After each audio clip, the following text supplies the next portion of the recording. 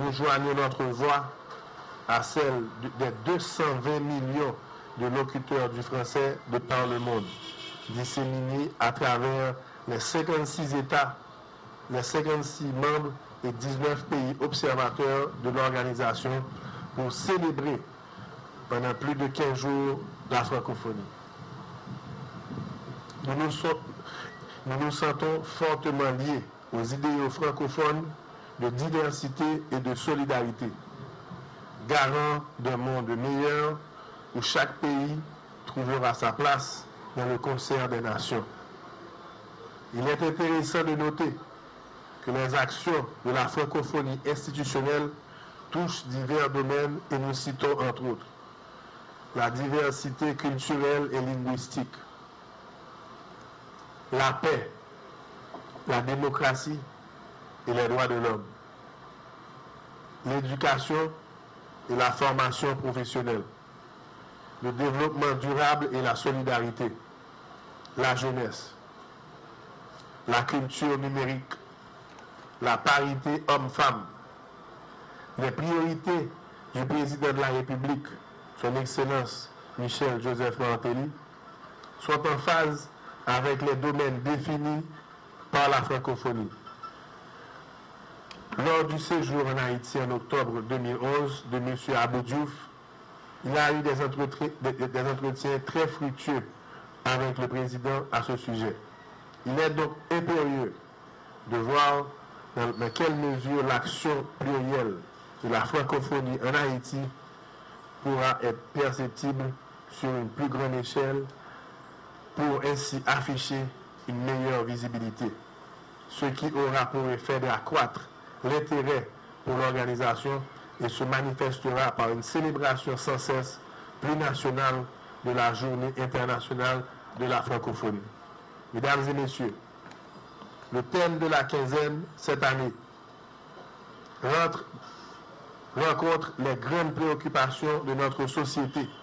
En effet, dans le contexte post-séisme du 12 janvier 2010, il est plus qu'urgent d'investir dans la jeunesse en tant que force vive du pays pour assurer la relève afin de garantir l'avenir des générations. Nous rêvons d'une francophonie qui soit au service du développement d'Haïti. Nous rêvons d'une francophonie qui rende notre nation encore plus forte. Nous rêvons d'une francophonie dans laquelle tous les Haïtiens, indistinctement, se reconnaîtront. Nous rêvons d'une francophonie plus belle et plus forte en Haïti. C'est cette francophonie que nous appelons de tous nos voeux et qui permettra à notre nation de s'enrichir des leçons du passé afin de créer cet avenir dont nous rêvons tous. Vive la francophonie, vive Haïti. Je déclare ouvert l'édition 2012 de la quinzaine de la francophonie. Avec la langue française, nous avons des affinités historico-culturelles qui ne démentent jamais. Certes, la francophonie, nous la vivons à travers ce trait d'union de nos deux langues officielles. Mais nous la vivons surtout à travers cette marque d'attention, de respect, d'appui qui caractérise nos relations avec le monde francophone. Vous comprendrez alors comment chaque geste à notre égard, venant de la francophonie, a du sens pour nous. Vous comprendrez que nous nous souvenons de cet élan d'amitié spontané en provenance de la communauté francophone au lendemain du séisme dévastateur du 12 janvier 2010. Cette sympathie naturelle, faite de grandeur et d'émotion, cette franchise affichée par les responsables de la francophonie envers nous, lors de ce moment de grande épreuve, nous la vivons encore dans notre chair et dans notre sang. C'est l'occasion, une fois de plus, de saluer nos amis, nos frères et sœurs francophones pour leur soutien lors de cette difficile épreuve. En cela, nous avons une pensée spéciale envers le secrétaire général de l'OIF, M. Abou Diouf, qui s'est personnellement rendu en Haïti pour apporter son support à la cause de la refondation du système éducatif haïtien. Pour ce qu'il s'agit de la refondation du système éducatif haïtien, la francophonie, à travers l'AUF et l'OIF, nous apporte un appui sans faille à tous les paliers du préscolaire à l'université et nous en sommes conscients et reconnaissants. C'est l'occasion de remercier la francophonie pour ses interventions dans des champs divers en éducation, que ce soit pour l'appui de qualité en matière de didactique et de pédagogie de l'enseignement du et en français, que ce soit pour l'appui en faveur de l'amélioration de la qualité de l'enseignement pour l'éducation de base et l'enseignement supérieur, du renforcement de la gouvernance du système éducatif, sans oublier l'appui en vue d'une formalisation du partenariat entre le secteur public et non public de l'éducation. Cette année sera également une année particulière dans le cadre de la francophonie. La ville de Québec sera en effet hôte au mois de juillet d'un grand événement, le Forum mondial de la langue française. C'est un événement qui, évidemment, comprendra des éléments sérieux, où nous allons discuter de l'utilisation du français dans différents domaines, notamment dans l'univers numérique, mais ce sera également une grande fête. Nous attendons recevoir environ 2000 personnes et parmi celles-ci, nous comptons mettre un accent notamment sur la jeunesse. Nous espérons qu'environ la moitié des participants à cet événement seront des jeunes de 18 à 30 ans.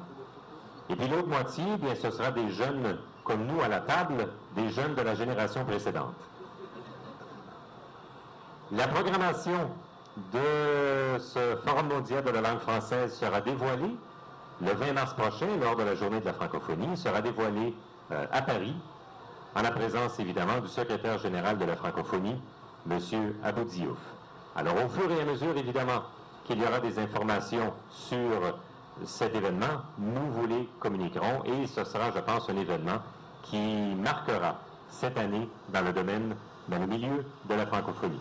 Enfin, cette quinzaine sera l'occasion pour la coopération suisse de contribuer à la mise en valeur du patrimoine haïtien par le lancement de la mise en vente à prix très modéré dans les librairies haïtiennes de la version française du rapport du World Monument Fund sur les maisons George Breton Haïti, où j'ai l'honneur de vous montrer la copie qui sera maintenant mise en vente dans les librairies.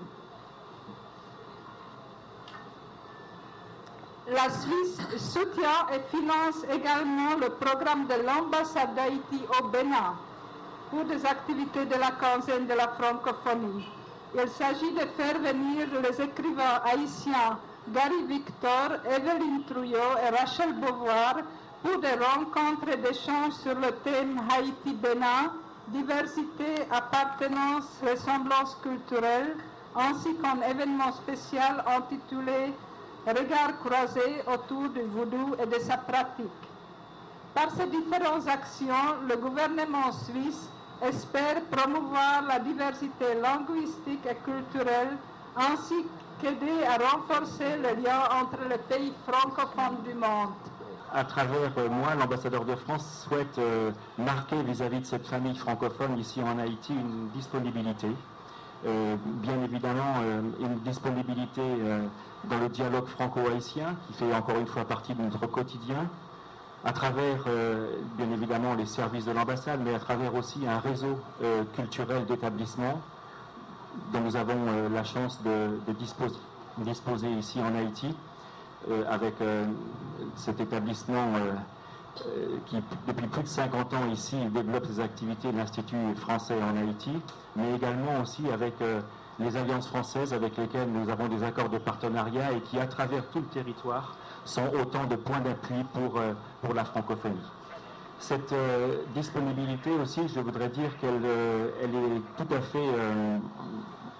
nous sommes tout à fait intéressés de la mettre à disposition de la famille francophone de façon à pouvoir à lui permettre de prendre appui, si elle le souhaite, sur cet ensemble de professionnels français et haïtiens et qui, au quotidien, sont investis dans leur travail de promotion de la langue, de promotion de la culture, de promotion des échanges culturels et d'inscription de toutes ces actions dans les différentes thématiques. Grâce à la complicité des Alliances françaises dont je salue la mobilisation de l'Institut français en Haïti. Je remercie Corinne pour tout ce qu'elle a fait à mes côtés. Donc on a réussi à mettre en place une caravane francophone qui a été imaginée par un artiste qui s'appelle Vélo, qui a réussi à convaincre 3 autres de ses collègues chanteurs qui sont Juanito, Jean-Jean Roosevelt et B.I.C. Tous les 4, ils ont pris hier la route et ils sont actuellement aujourd'hui à Port-de-Paix. Cette caravane, elle a pour ambition de faire découvrir à la jeunesse d'Haïti, aux jeunes, bien sûr, le français qui est notre langue commune qui nous unit tous ici autour de la table, mais également faire en sorte qu'il y ait un dialogue sur la francophonie et que l'on puisse voir comment est-ce que la francophonie au quotidien peut aider la population.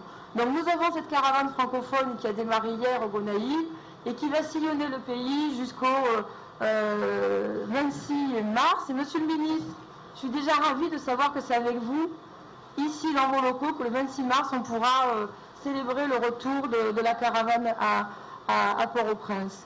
Mes plus vives félicitations à tous les partenaires et je crois qu'il faut donner maintenant la parole aux artistes, aux écrivains, aux conférenciers, aux différentes instances qui ont façonné cette manifestation et je crois que c'est important d'insister là-dessus, comme l'a fait d'ailleurs Chantal, à mes côtés, c'est qu'il n'est pas aussi, disons, facile de mettre sur pied une telle addition de compétences, d'énergie et de volonté. Et ce que vous voyez là, c'est effectivement la façade, mais il y a en dessous vraiment beaucoup de problèmes, beaucoup d'efforts, beaucoup de ressources. Et je crois que c'est important en tant que ministre d'insister là-dessus. Et au nom du gouvernement, personnellement, je remercie tous les partenaires internationaux. Et je ne dirais pas que je ne dois pas remercier mes collaborateurs et les autres instances nationales qui ont vraiment investi dans la concrétisation de cette manifestation, de cette séquence. Cependant, je ferai quelques remarques, quelques réflexions. Je crois qu'effectivement, comme Chantal elle a dit, il faut que cette quinzaine, à l'avenir, s'inscrive de façon beaucoup plus pérenne et beaucoup plus enrichissante dans le cadre de la décentralisation.